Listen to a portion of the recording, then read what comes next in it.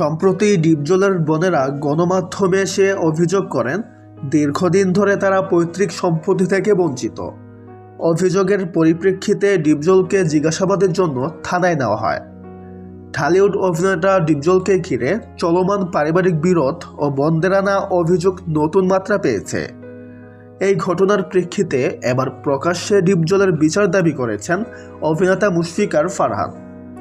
ফারহান বলেন, অভিযোগগুলো গুরুত্ব দিয়ে দেখা উচিত এবং আইনের মাধ্যমে এর সুষ্ঠু নিষ্পত্তি হওয়াও দরকার। তার মতে, প্রভাবশালী হলেও আইনের ঊর্ধ্বে কেউ নয়। ন্যায় বিচার নিশ্চিত করাই সবচেয়ে জরুরি।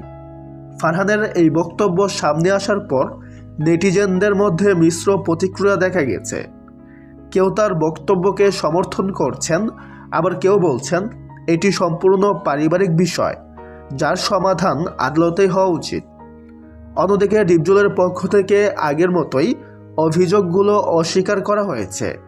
তার দাবি, এসব অভিযোগ ভিত্তিহীন এবং তাকে সামাজিকভাবে হেয় করার চেষ্টা চলছে। তো ভিউয়ার্স, এই বিষয়ে আপনার কি মতামত কমেন্টে জানাতে পারেন। সবাই ভালো থাকবেন, ধন্যবাদ।